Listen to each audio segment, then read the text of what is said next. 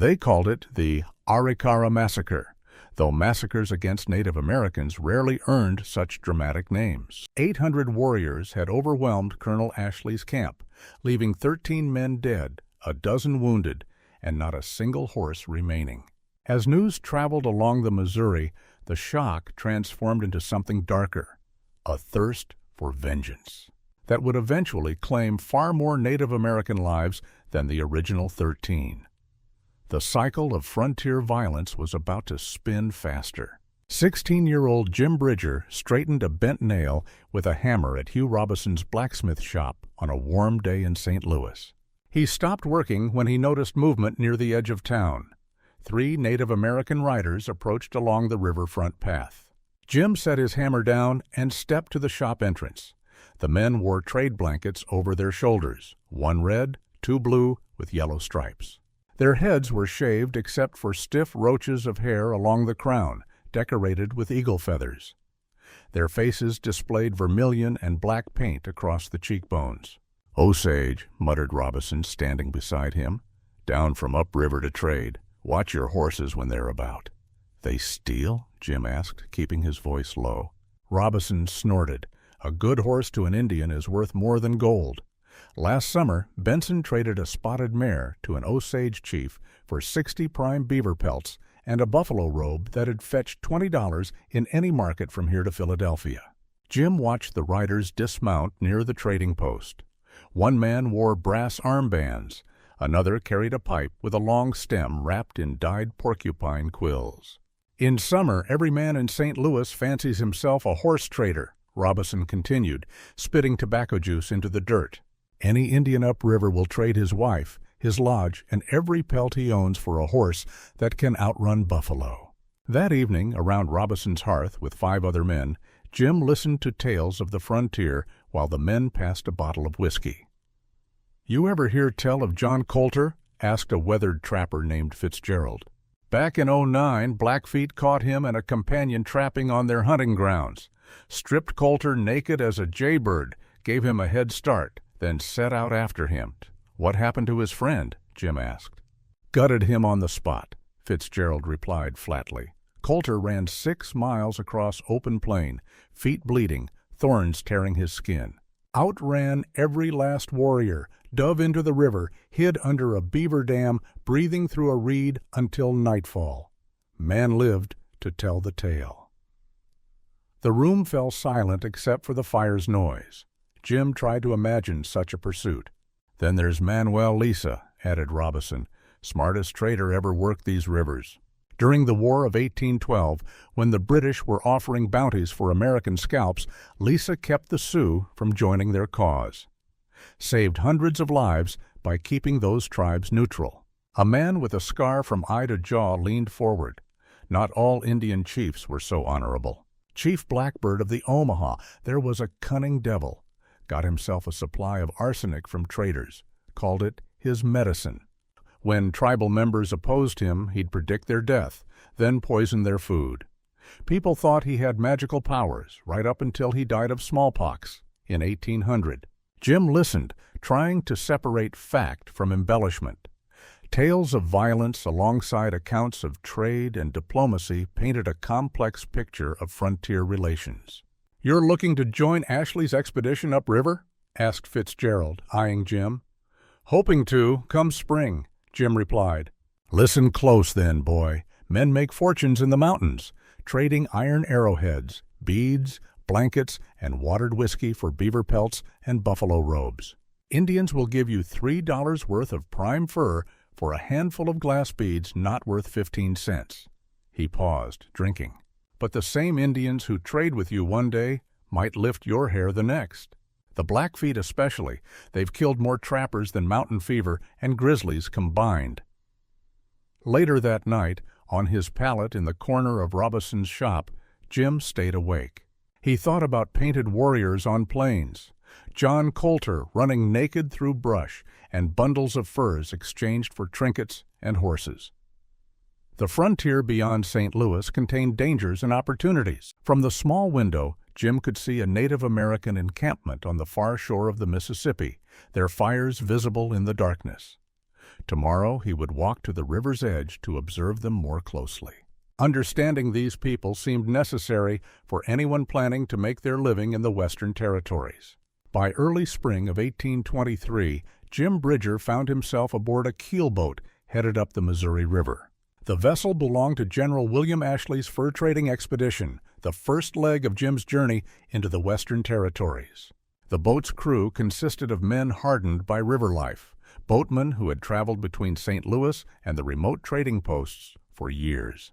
"Those men know every bend in this river," remarked a veteran trapper as Jim watched the boatmen push against the current with long poles. "They trade with every tribe from here to the Yellowstone. Rough men, but they understand Indian ways better than any soldier or government man." The boatmen were weather-beaten figures in buckskin and homespun cloth, most sporting beards that had not seen scissors in months. They worked from dawn to dusk, muscles straining against the Missouri's relentless current. At night, they drank whiskey around campfires and shared news from upriver settlements and native towns. "Blackfeet attacked a trading party near Fort Union last autumn," one boatman told Jim. "Killed 3 men. But the Mandon villages are trading good this year. Plenty of corn and buffalo robes if you've got beads and iron goods." 3 days into the journey, Jim heard the sound of the river change. "That's the Missouri proper," said Ashley, pointing ahead. "What we've been on is just the lower stretch." A continuous, deep rumble carried across the water, the sound of a powerful current cutting through the land. The noise reminded Jim of the danger that lay ahead, not just from the river itself, but from the tribes who controlled its banks. 2 weeks later, they approached Fort Osage. Several men spoke of trading opportunities there. "The Osage come to the fort regular," said a trapper named Williams. "Bring good furs. They'll trade for tobacco, salt, powder. Sometimes you can join them for a meal, dog meat in those round earth lodges. Tastes better than you'd think when you're hungry enough." Jim noticed how Williams touched the knife at his belt when speaking of the Osage, despite the seemingly friendly words. Trust had clear limits on the frontier. As they continued upriver, Ashley pointed out landmarks and tribal territories. Near present-day North Dakota, the keelboat passed below 2 settlements perched on a high bluff. "Arikara villages," Ashley said. "The Ree, as the French call them. See those dome structures? Earth lodges, cool in summer, warm in winter. Each holds an extended family. The stockade and ditch around them aren't just for show. They've fought the Sioux for generations." Jim observed the villages through a spyglass. Dozens of mud-covered lodges clustered inside a ring of tall wooden stakes. Smoke rose from holes in their roofs.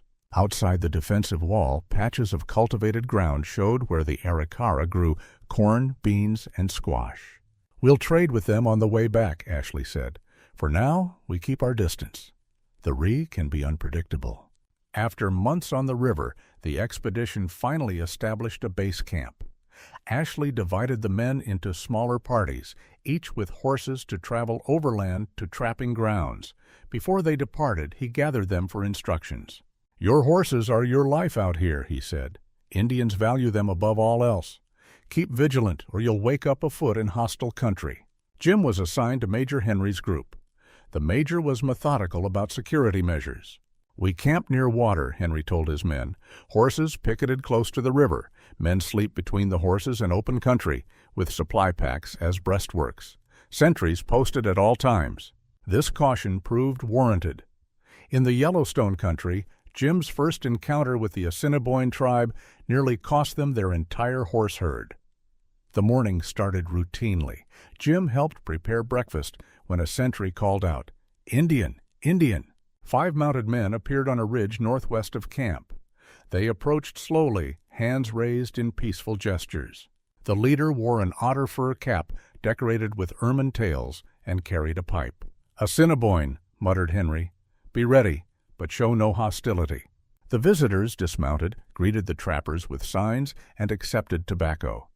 They sat with the guards, communicating through a mixture of sign language and broken French. The Asinino leader examined the trappers' rifles with apparent interest, asking to handle one. Jim noticed how the visitors positioned themselves among the guards, each near a loaded weapon. Their eyes moved constantly between the trappers and the picketed horses. Suddenly, a sharp, high-pitched yelp came from the Assiniboine leader. In an instant, the visitors sprang to their feet, seized the nearest weapons, and dashed toward their ponies. At the same moment, a larger party of mounted warriors emerged from behind a nearby hill, charging directly at the horse herd.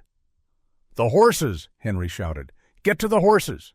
Jim grabbed his rifle and ran toward the picket line, but it was too late. The Assiniboine raiders had cut the ropes and were already driving the frightened animals away. The entire attack took less than 2 minutes. By noon, the trappers stood in their plundered camp, taking stock of the damage. 21 horses gone, stolen by men who had smiled and shared tobacco with them just hours before. "That's the way of it," Henry said, his voice flat. "They saw an opportunity and took it. We'll be more careful next time." Jim thought about the Assiniboine leader's calculating eyes and the precision of the raid. The stories from St. Louis made more sense now. Out here, survival depended on vigilance, and assumptions about friend or foe could prove fatal. The horses were gone, and with them, much of the party's mobility. Now they would have to adapt or perish in country where every tribe knew the land better than they did. By October 1823, with autumn winds sweeping down from the north, Major Henry's party established winter quarters at the mouth of the Yellowstone River. The loss of horses to the Assiniboine had forced them to abandon plans to push farther west. "Great Falls is Blackfoot country," Henry told his men as they constructed the log palisade. "Without horses, we'd be walking into our graves. We'll winter here and try for new mounts in spring." Fort Henry consisted of a square stockade built from cottonwood logs with quarters and storage rooms against the inner walls. The men constructed a trading room near the gate, where business with visiting tribes could be conducted safely. By early November, the fort was secure enough to withstand winter and potential attacks. The first snow fell in mid-November. 3 days later, lookouts spotted smoke from 15 conical lodges being erected half a mile downriver. A band of Crow had arrived to trade. "Let them come to us," Henry instructed. "No more than 5 warriors inside the fort at once." Jim stood at the gate the next morning when the Crow delegation approached. Their leader wore a headdress of ermine skins and eagle feathers. His face displayed red ochre stripes across the cheekbones. Behind him walked 4 warriors, each carrying bundles of furs. The trading occurred in silence at first, with goods placed on the floor between parties. The Crow examined steel knives, measuring their sharpness with thumbs. They held glass beads to the light, tested the weight of brass kettles, and sniffed the tobacco offered. In exchange, they unrolled buffalo robes, elk hides, and beaver pelts. Henry utilized a crude sign language supplemented with Crow words he had learned from previous encounters. By afternoon, the fort's store of trade goods had diminished, but a substantial pile of furs lay ready for transport downriver in spring. The Crow camp remained nearby for 2 weeks. During this time, Jim observed their daily activities. Women scraped and tanned hides outside their lodges. Children played games with hoops and sticks. The evenings filled with drumming and singing that carried across the frozen river. "Those women know how to work leather better than any white tanner," remarked a trapper named Collins. "My boots won't last the winter. I'm trading for moccasins tomorrow." Jim followed this advice. The next day, he approached an elderly Crow woman working outside her lodge. Through gestures, he indicated his worn boots and offered a steel awl and 3 brass buttons. The woman examined his feet, then nodded. 2 days later, she presented him with moccasins made from deer hide, the soles double thickness and the tops decorated with porcupine quill work. These interactions continued throughout winter. Different bands, Assiniboine, Crow, and occasionally Mandon, visited the fort to trade. Jim's curiosity about their customs and crafts grew with each encounter. In December, Henry organized trading expeditions to native camps too distant for regular visits to the fort. Jim joined one such journey to a Mandon village 4 days' travel northeast. 6 men carried packs filled with trade goods: tobacco, gunpowder, lead balls, knives, awls, needles, ribbons, and glass beads. The Mandon village contained 40 earthen lodges arranged in concentric circles. Each dome-shaped structure housed multiple families and stood 40 feet in diameter. Central fire pits provided heat, with smoke escaping through roof holes. Sleeping platforms lined the walls, covered with buffalo robes. The village chief welcomed the trappers into his lodge. Food, boiled buffalo meat, and corn cakes was offered before any trading commenced. The men ate with wooden spoons from clay bowls, following the Mandon custom of finishing everything provided. Trading began the next day. The trappers displayed their goods on buffalo robes in the central plaza. Village residents brought furs, processed corn, and dried meat to exchange. Jim watched how Henry valued each item, noting which trade goods the Mandon preferred. "They need powder and lead most," Henry explained, "but don't trade too much to any one village. We don't want them well armed against us if relations sour." The trappers returned to Fort Henry with packs filled with buffalo robes, beaver pelts, and dried provisions. Their boots and clothing, however, showed signs of the journey's toll. "Another trip like that and we'll be naked by spring," Collins complained, examining his torn buckskins. In January, Jim learned from a young Crow woman how to repair his own clothing. She showed him how to soften deer hide by chewing it, how to punch holes with bone awls, and how to create strong thread from buffalo sinew. He practiced splitting sinew into fine strands, twisting and rolling them against his thigh to create thread strong enough for moccasin seams. The winter grew harsh by February. Temperatures dropped so low that the Missouri River froze solid enough to support buffalo crossing. Blizzards struck the fort, often lasting days. During one such storm, a hunting party failed to return. "Fire 3 shots every quarter hour," Henry ordered. "Keep it up until they're found." Jim took his turn at the palisade corner, firing his rifle into the swirling snow at regular intervals. After 6 hours, 2 hunters emerged from the whiteness, half frozen but alive. They had followed the sound of gunfire back to safety. Despite the relative peace with nearby tribes, news of conflicts elsewhere reached the fort. A Crow warrior arriving in March described a battle between Blackfeet and trappers near the Three Forks region. 7 white men dead, Henry translated for the others. Blackfeet took their traps, weapons, and horses. Later that month, an Assiniboine trader brought additional reports. Blackfeet had attacked another trapping party on the upper Missouri, killing 4 men and capturing their season's fur catch. "The Blackfeet won't distinguish between companies," Henry warned his men. "To them, we're all invaders. Remember that when we head west in spring." As April approached and ice began breaking on the river, Jim reflected on his winter experiences. He had arrived knowing little beyond St. Louis rumors about Native people. Now he wore moccasins crafted by Crow hands, had eaten in Mandon lodges, and could work leather in the native fashion. He understood why horses held such value to Plains tribes, why certain territories were defended so fiercely, and how trade relationships could shift from peaceful to violent with changing circumstances. The winter at Fort Henry had provided Jim with knowledge no St. Louis blacksmith shop could offer. Whether this education would keep him alive in the coming seasons remained to be seen. One certainty remained. The beaver-rich streams that drew trappers west ran through lands where multiple tribes, some friendly, some hostile, determined who passed and who remained. In late June, a messenger arrived at Fort Henry with urgent news from Colonel Ashley. His keelboat expedition had met disaster hundreds of miles downriver at the Arikara villages. 800 Ree warriors attacked at dawn, Major Henry read from Ashley's letter. 13 men dead, 12 wounded. They took every horse we had.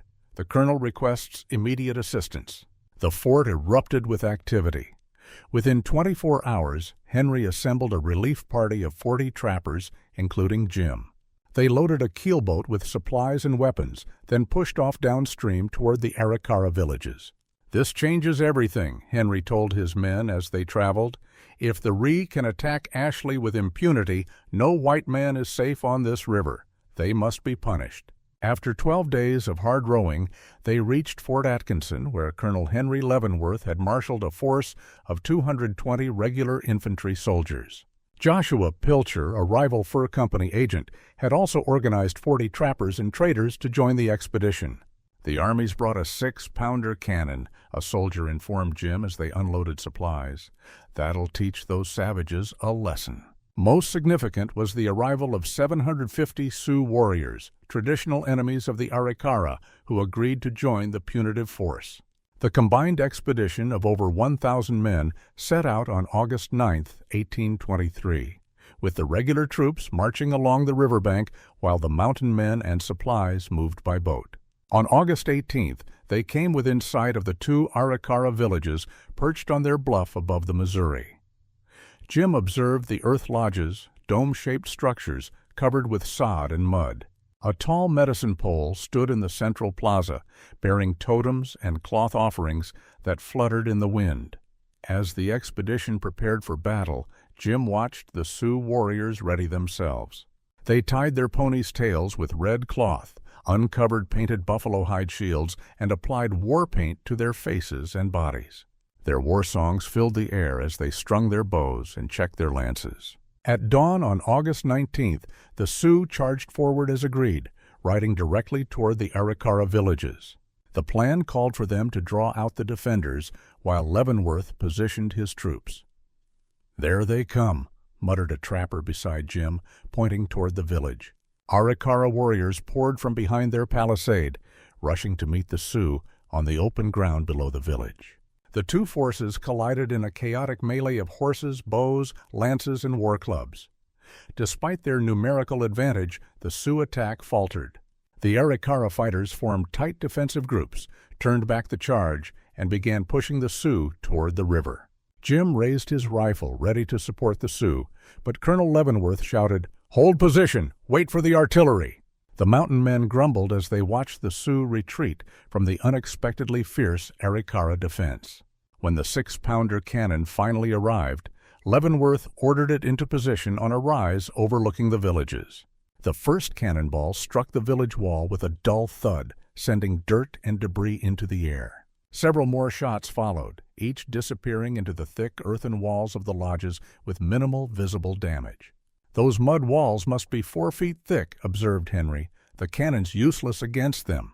From their position on a nearby ridge, the Sioux warriors began laughing and pointing at Leavenworth's men.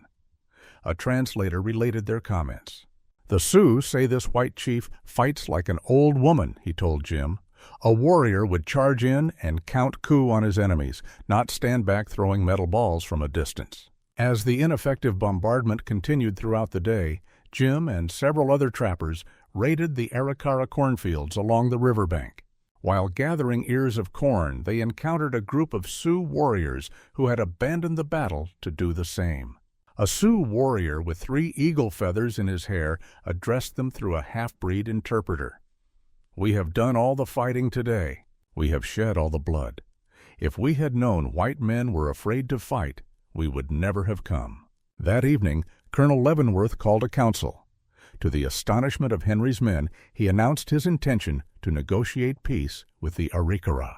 "We've demonstrated our force," Leavenworth explained. "Now we can resolve this without further bloodshed."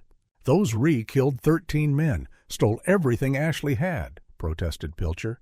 "They need to be destroyed, not negotiated with." The Sioux representatives flatly refused to participate in any peace talks. "We do not smoke with enemies we haven't defeated," their chief declared. When Leavenworth sent messengers to the Arakara village proposing peace talks, the response was unexpected. The Arakara agreed to negotiations, but demanded that both Pilcher and the mountain men participate in the ceremony. The Sioux warriors, disgusted by these developments, rode to the top of a nearby ridge. From there, their chief delivered a final message. "The white chief talked very bravely, but he is afraid of the Ree. We Sioux go to enemy villages and fight until we win. We do not turn back. When you white men actually defeat the Ree, come tell us about it." With that, the Sioux departed, leaving Leavenworth with only his soldiers and the reluctant mountain men. The next morning, scouts reported no movement in the villages. The defenders had quietly evacuated during the night, taking their wounded, provisions, and essential belongings. Leavenworth ordered his troops forward. They entered the abandoned villages without resistance, finding only one resident remaining, an elderly blind woman sitting in one of the lodges. "They left her behind," the interpreter said. "Too much trouble to take her along in their hurry." While Leavenworth documented the successful operation in his reports, several mountain men slipped away. Smoke soon rose from different sections of the villages as they set fire to the abandoned lodges. When the expedition disbanded, Jim Bridger and his fellow trappers gladly separated from Leavenworth's military force. They headed back upstream toward the Beaver Country, carrying with them a deeper understanding of both native tactics and military inadequacies. "The Army may call this a victory," Henry told his men as they departed, "but every man here knows different. The Ree will be back in those villages before winter, and they'll remember what happened and what didn't." Jim nodded, gripping his rifle tighter. The year had transformed him from a St. Louis blacksmith's apprentice into a mountain man with first-hand knowledge of the frontier's harsh realities. He had seen how different peoples fought, traded, and survived in this contested territory. The complex relationships between tribes, between natives and whites, between military men and frontiersmen, all formed a web that would determine who prospered and who perished in the seasons ahead. As their boats pushed upstream against the Missouri's current, Jim gazed at the endless prairie stretching to the horizon. Somewhere beyond those plains lay the Rocky Mountains and beaver streams that no white man had yet trapped. The path there would cross territories controlled by Blackfeet, Crow, and other tribes whose attitudes toward intruders varied from cautious tolerance to outright hostility. The Arikara expedition had ended, but Jim Bridger's journey into the heart of the contested West had only begun.